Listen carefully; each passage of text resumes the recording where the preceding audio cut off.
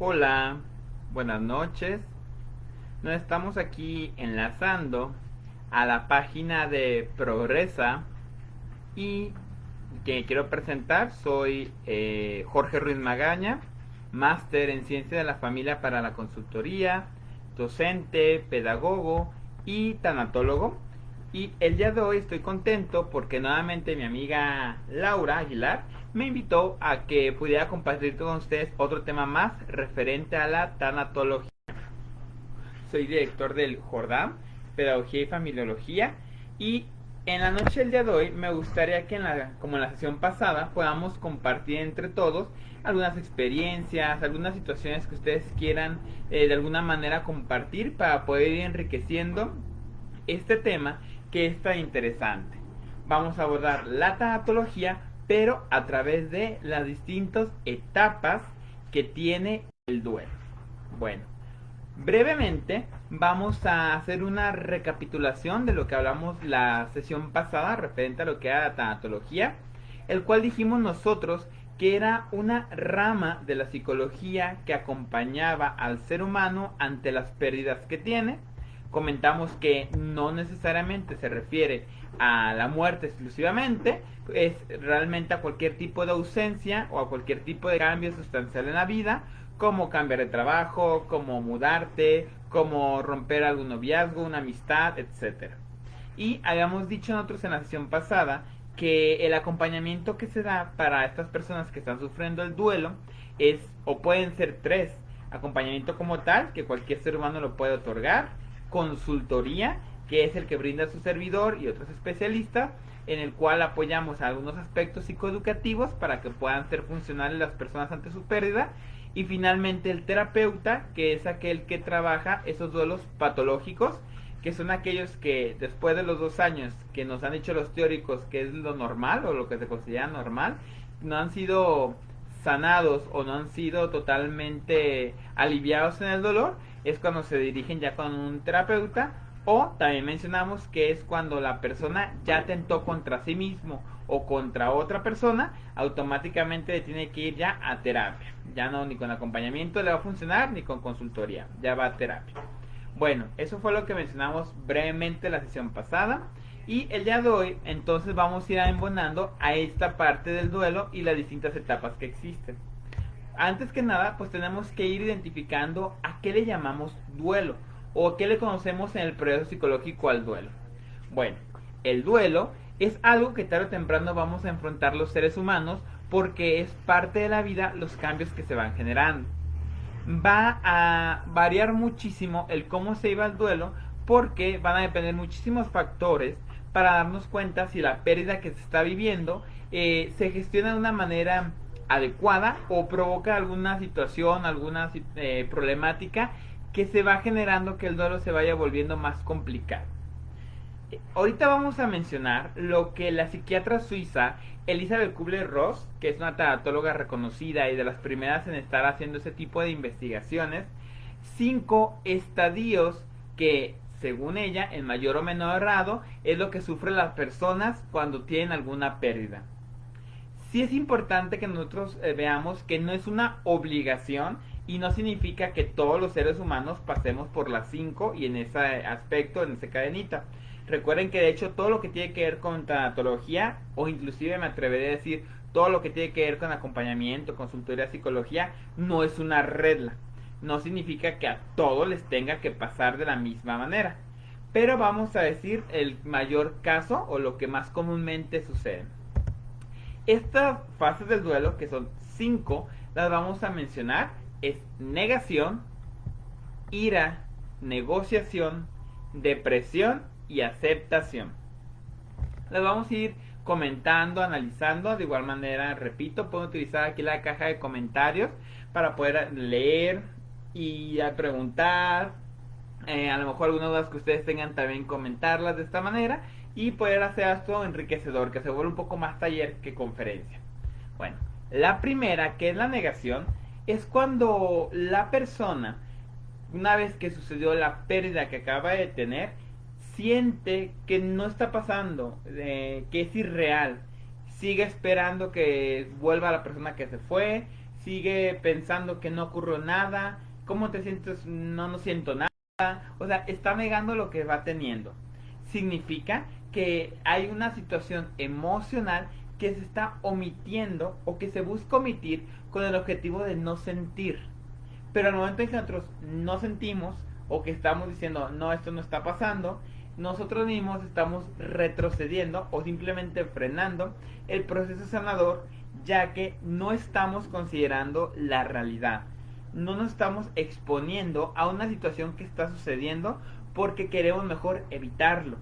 Preferimos fingir que no está ocurriendo, y es muy común, sobre todo cuando son las primeras ocasiones que sucedió el duelo, que comentan así: es que no siento nada, no tengo ganas de llorar, es que todavía no veo lo que está pasando, es que todavía no me cae el 20, como coloquialmente lo mencionamos, y es esta parte de negar la realidad que está ocurriendo. Una vez que a nosotros empezamos a tener esas actitudes donde la negación va bajando y nos vamos cayendo en cuenta de lo que está ocurriendo, suele seguir lo que es la ira. Ese sentimiento de frustración o de impotencia que le atribuimos la responsabilidad a una tercera persona o a uno mismo. Nosotros hemos mencionado mucho de que es muy común que estemos molestos con la vida, estemos molestos con Dios, con los doctores, con los demás miembros de la familia, inclusive con el fallecido, que nosotros decimos, es que ¿por qué me dejó? Con uno mismo, porque sentimos que pudimos haber hecho más, y nos sentimos de una manera tan agobiante que no encontramos ahora sí que luz en este sendero que se está presentando. La ira nos ciega ante situaciones de esperanza o ante situaciones que nos puedan ayudar a nosotros a comprender que lo que está ocurriendo ya es irreversible. Entonces, como estamos con esta emoción, no damos paso a las otras. Entonces, ese coraje, esa furia interna que vamos sintiendo, es lo que va induciéndose y provocando a que vaya teniendo la persona un choque y que no exista una asertividad al momento de estar manejando esta situación que obvio le está doliendo. Claro, pues es que esto es común, va a ser muy típico que nosotros todavía no encontremos el orden a ese rompecabezas de lo que os acaba de pasar, pero debemos de saber que mientras esta ira no se transforme en una violencia explícita hacia los demás o hacia uno mismo, es parte normal del duelo. Acuérdense que no hay problema que estemos enojados, no hay problema que nosotros tengamos mucha furia, inclusive que reclamemos internamente, pero lo que sí no es correcto es que nosotros agredamos física o verbalmente a otras personas, o repito, a uno mismo.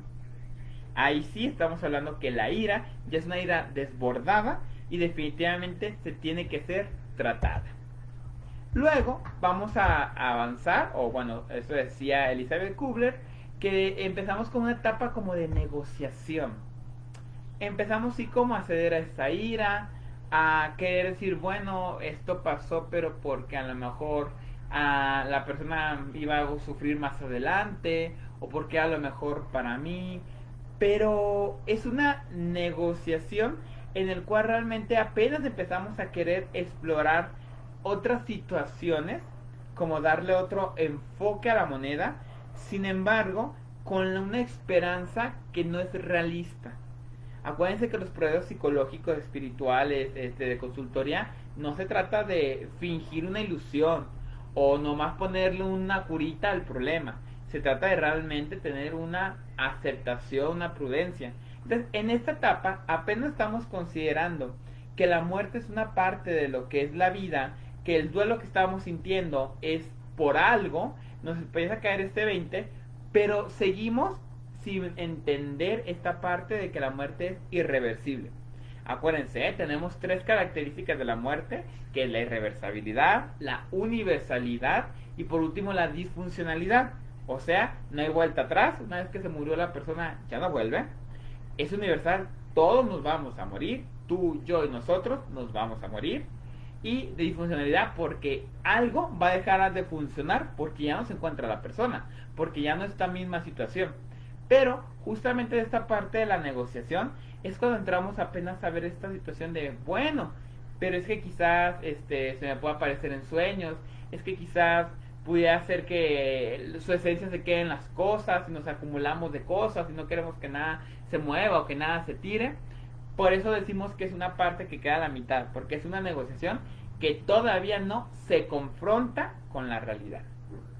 La cuarta, que es la depresión, bueno, ya algunos psicólogos dicen que a lo mejor no es tan correcto decir psicólogos, sino más bien tendría que ser tristeza. En la depresión es esa fase en donde nosotros tenemos ya esa pena, esa tristeza.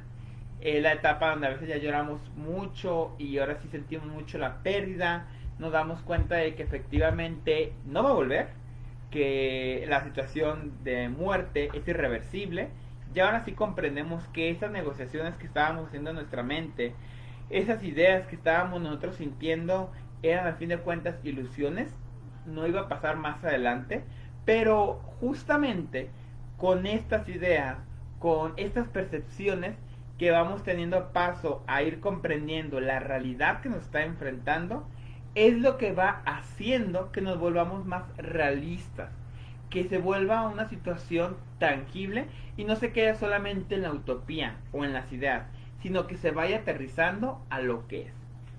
Entonces, ahí es cuando tenemos que cuidar, por eso les digo que a algunos teóricos ya no les parece que les digamos depresión, sino que les digamos tristeza a esta etapa, porque efectivamente la depresión conlleva otros factores distintos muy marcados.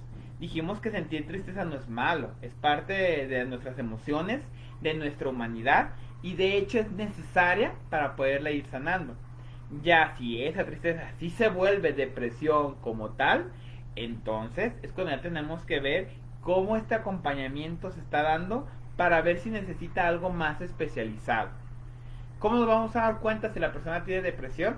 Bueno, hay varios factores, también no significa que exista solo uno, pero cuando la persona ya no cuida su físico, cuando la persona está en una situación de aislamiento social, cuando la persona llora y deja de comer porque llora y llora y llora y no se puede detener, ya estamos hablando que hay algunos rasgos que nos indican como un foquito de alarma, como de, a ver, presta atención, ya algo no está tan bien y necesitamos entonces acudir con un especialista de la salud para que nos pueda ayudar o pueda ayudar a mi familiar ante estas situaciones. Recuerden, la tristeza como tal no es mala, sin embargo, sí la depresión. Ahí si nosotros ya lo vemos o ya encontramos algún familiar con esta situación, por favor hay que tratar de acogerlo y de que acuda con un especialista en estas situaciones. Finalmente, cuando ya ocurre esto de la depresión, tristeza que se está dando en el duelo, empieza ya la etapa de la aceptación. Es un estado de calma que ahora ya tienen las personas cuando ya empieza la parte racional y la parte emocional a ser asertivos y a entender que la muerte es algo inherente a la vida humana y a darse cuenta de que ya no está la persona, ya no va a volver la persona y sin embargo nosotros aquí seguimos y debemos salir adelante. Sí es muy importante y hace mucho énfasis Elizabeth Ross en que nosotros sepamos de que la muerte va a ser simplemente una cicatriz, pero así como vemos las cicatrices, nunca se van a desvanecer todo. Eso siempre hago mucho énfasis, lo vimos en la sesión pasada y se los vuelvo a comentar en esta. Hay que saber que siempre nos vamos a acordar y que realmente nunca vamos a decir, uy, sí, ya no me duele. No, van a seguir pasando algunas festividades, algunos momentos, algunos cumpleaños o Navidad, que por supuesto que nos va a doler y que por supuesto que está bien llorar y sentir esta tristeza, pero acuérdense que también es necesario saber que se tiene que minorizar. Así como la cicatriz ya no es la herida, ya solamente la marca de lo que quedó, es una perfecta metáfora para entender cómo es el duelo o cómo es el proceso de la muerte. Ya no existe la persona, pero aunque ya no exista y aunque me siga doliendo, mi vida está continuando, me gusta o no, pero así es. Y porque yo sigo vivo, porque yo aquí continúo, voy a echarle ánimo a la vida, voy a seguir celebrando las festividades, voy a rehacer mi vida y ya no me voy a encadenar esos fantasmas, como lo mencionamos en la sesión pasada, que sigan influyendo en mi vida. Esta etapa de aceptación, por supuesto, pues es la más difícil y es la que se pide que, bueno, en 2 años aproximadamente se lleve a cabo. vamos a encontrar personas que tienen resiliencia muy bien elaborada, entonces a lo mejor la consiguen antes, y vamos a encontrar personas que efectivamente les va a costar más trabajo como llegar a esta parte de resiliencia. Y no por eso ninguna de las personas está bien o está mal, sino simplemente son personas que necesitan trabajar entonces las situaciones que a lo mejor nos están provocando que no exista la suficiente capacidad de decir, esto se tiene que hacer. Entonces, esta parte, este entender y aceptar lo que está sucediendo, es lo que las personas que acompañan el duelo deben de conseguir que el individuo vaya teniendo. Que este dolor vaya siendo, repito, algo digerible, algo funcional, y que al fin de cuentas pueda ser todavía muy funcional en la vida el ser humano que se quedó. De aquí es que nosotros tenemos que ir viendo entonces, si sufrimos alguna pérdida, cuáles estadios tenemos. Reitero, no significa que a fuerzas, no, es que es la cadenita y si te brincaste significa que no has vivido bien el duelo. No, no es así. Pero que sepamos que si pasamos por algunas de estas etapas, son normales. Inclusive son hasta necesarias para poderlo seguir sanando. Pero, ¿cómo le hago yo para empezar a tener esta aceptación? Bueno, hay varios trabajos que se realizan en lo que es el consultorio para poder apoyar a las personas a que puedan generar este aspecto de despedida asertiva y dejar ir a la persona muerta. El comunicarlo, sobre todo, el decirlo, el expresarlo ya sea llorando, el expresarlo a lo mejor si rayando un cuaderno que estamos muy enojados, la actividad como de la silla vacía, o de por ejemplo el muñeco. Bueno, utilizo mucho los muñecos, los peluches, y esa es la persona que falleció y lo vas a abrazar y ahora me lo vas a dejar aquí en el consultorio porque ya no está ahí contigo, te sigue queriendo y aquí sigue, pero ya no está ahí contigo. Todo eso nos va ayudando a nosotros para ir generando ciertas pautas que ayuden a los individuos a que vayan teniendo una elaboración del duelo propicio, y que esto funcione para que cuando entiendan y cuando ya estén otra vez en sus acciones cotidianas, se pueda generar una forma y una conducta especial. Al fin de cuentas es lo que nosotros queremos en los acompañamientos, en las consultorías, para que nosotros vayamos logrando como esta etapa de lo que es el duelo y darnos cuenta lo importante que es el proceso de despedirse. Aquí nosotros vamos a dar cuenta que cuando las personas no lo superaron, no llegaron a esta parte de la aceptación, porque al fin de cuentas esa es la única que yo diría, sí tenemos que vivirla todos.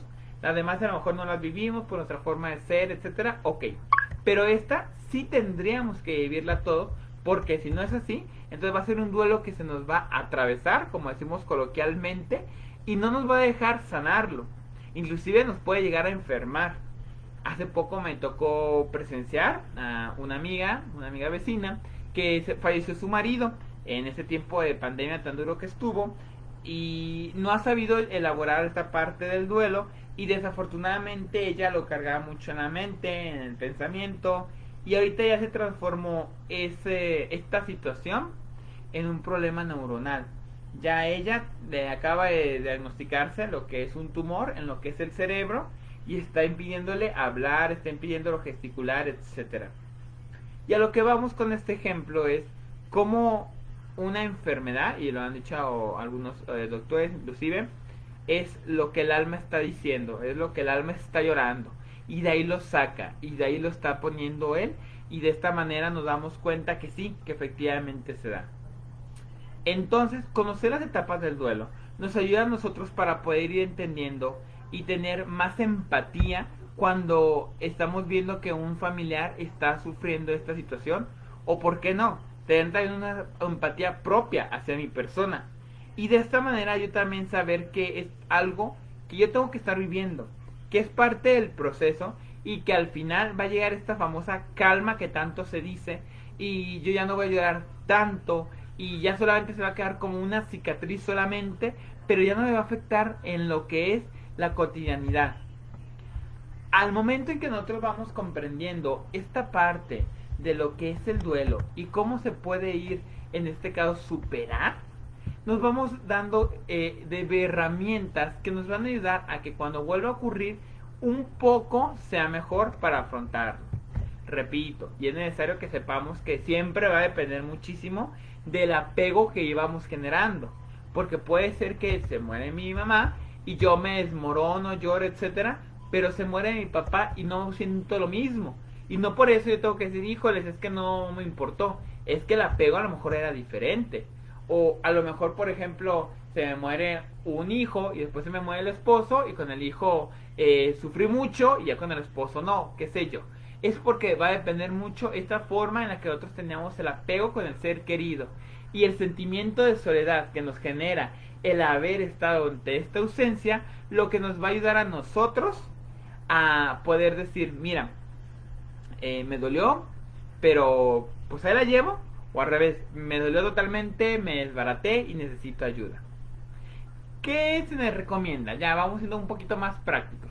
Ok, ya sabemos los estadios, ya comprendimos esta parte de la muerte. Bueno, hay ciertos consejos que en el acompañamiento se dan para que puedan de una manera más fácil ir sanando.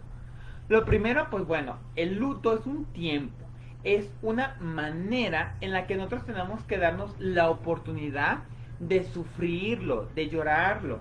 Por eso, estos 2 años que los tanatólogos nos recomiendan, tiene que ser muy importante que sí se viva, que sí se respete como tal, para que de esta manera nosotros no nos sintamos presionados. Yo entiendo, a veces la misma vida no nos da la oportunidad de llorarlo. Pero en los momentos, en las situaciones en las que se nos presenten, que sí podamos, entonces brindar como esta herramienta, brindar como esta capacidad para poder nosotros ir entendiendo esta parte y evitar la frustración. El expresar los sentimientos, el tener una persona con quien demostrar nuestro dolor, nuestra ira, nuestra tristeza, nos ayuda a que nos demos cuenta que no estamos solos y que existe una persona que está ahí para apoyarme, para escucharme y de esta forma darle nombre a lo que siento y seguirlo trabajando de esta forma.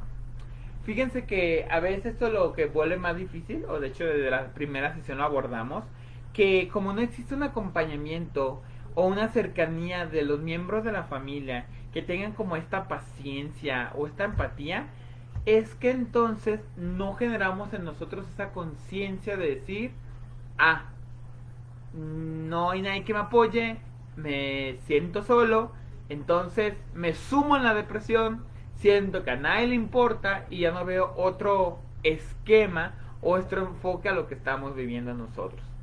Entonces, por eso sí es muy importante, yo les decía mucho, quiten la chamba a los tanatólogos, quítenla, de veras, acompañen a su ser querido, si es una persona que tenemos en casa o que frecuentamos mucho o un mensajito, pero estén en comunicación para que así la mente de esa persona que está teniendo este duelo vaya cayendo en conciencia de decir, mira, a alguien le importa.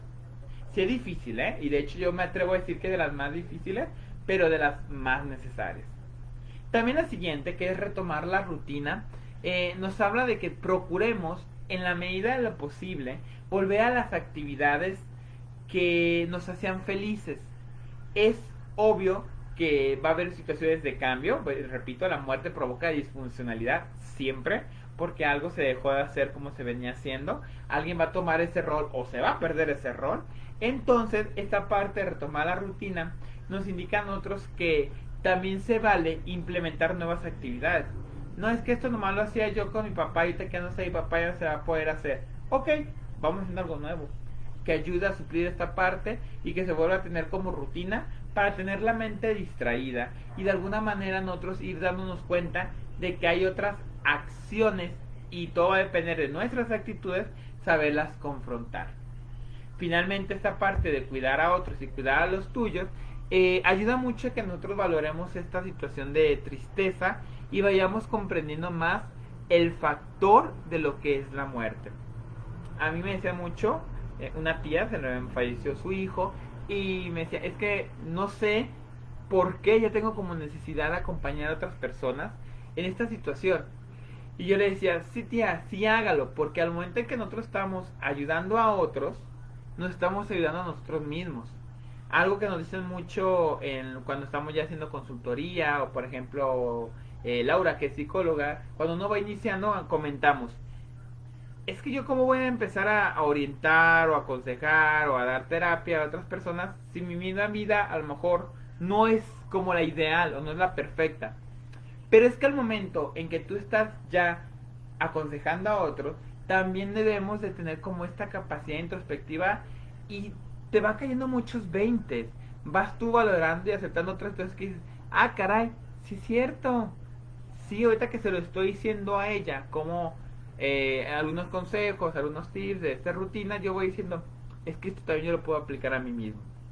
Esa parte de cuidarte y cuidar a los otros ayuda a que al momento en que estamos haciendo esta acción social de apoyo, pues realmente nos apoyemos entre todos. Y finalmente, si sentimos que necesitamos ir a terapia, no tengamos miedo de ir, acudamos a ella. Por favor, para eso estamos los especialistas en estas áreas para poderlos ayudar.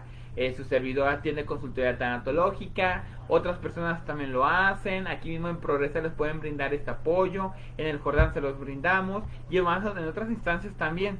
Y que no nos dé miedo o no nos dé pena acudir a estas porque ¿qué van a decir?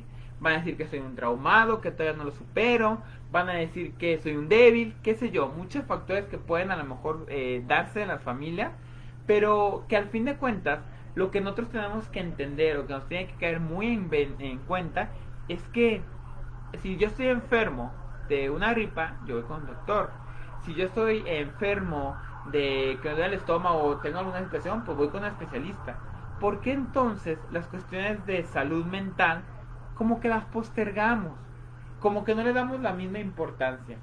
Son igual de válidas e igual inclusive de necesarias para poder solventar las otras.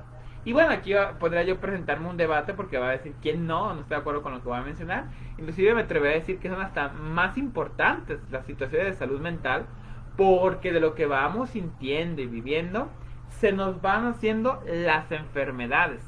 Desde los problemas de dientes, los problemas de la piel, los problemas del cabello, de las rodillas, del estómago, son producto de ciertas emociones y sensaciones que se nos van dando. Entonces, ahí es donde nosotros vamos a ir valorando y decir, vamos a terapia, yo voy a consultoría. Todas las personas que estamos nosotros en esta etapa de tener la psicología, tenemos que seguir teniendo esta preparación. Entonces, que sepamos que es algo normal y natural y que la invitación está abierta a todos a poder tener esta cercanía y acompañamiento para poder seguir cuidando de nuestra salud mental. Finalmente, para poder ir cerrando lo que es esta conferencia, yo los invito a que puedan investigar lo que es la logoterapia. Ya lo les había mencionado en la sesión pasada, o inclusive si en otra ocasión, con mucho cariño Laura me invita, puedo hablar de esta, porque va a ser una de las herramientas más útiles para poder generar propósitos de vida ante situaciones desesperadas. Si ustedes recuerdan, Viktor Frankl, que es el escritor y el propulsor de esta corriente, vivió la Segunda Guerra Mundial en los campos de concentración y ya que terminó esta, escribió el título El hombre en busca del sentido, en donde él narra cómo a través de ciertas situaciones desesperantes, en donde se veía la miseria humana, él mismo trabajó su mente de tal manera que pudiera ayudarse de algunos factores, de algunos pensamientos, para poder dar una respuesta ante los horrores que estaba viviendo ahí en el Holocausto.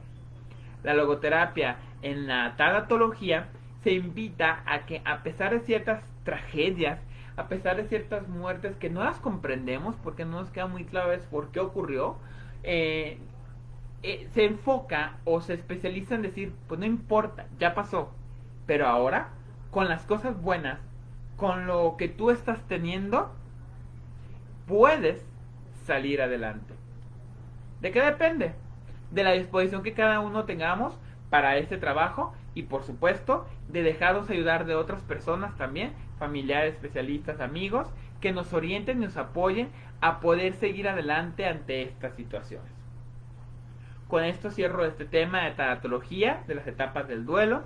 Espero que les haya sido de su agrado y sobre todo que haya sido de entendimiento para que nosotros podamos ir generando como esta cultura empática, porque habíamos comentado, en México la situación de la muerte, si la mencionamos, hasta eso no estamos como tan en tabú como en otros países, pero falta dar como ciertos matices de enfoque psicológico, de enfoque tanatológico, para poder nosotros irlo comprendiendo, e inclusive también no en situaciones de muerte, en otras situaciones de pérdida, irlas viviendo.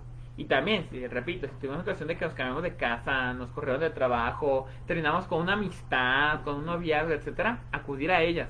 Y de esta manera vivir este duelo. Permitirnos vivirlo para poder también permitirnos sanarnos. Soy Jorge Ruiz Magaña, máster en Ciencia de la Familia para Consultoría, pedagogo y tanatólogo. Estoy muy contento con la invitación que me hizo Laura Aguilar para poder estar aquí en la página de Progresa. Igual los invito a que puedan checar lo que hacemos en el Jordán, Pedagogía y Familiología, que es la página que su servidor es el director junto con un equipo de colaboradores, y que con mucho cariño también hacemos temas de consultoría familiar y pedagogía.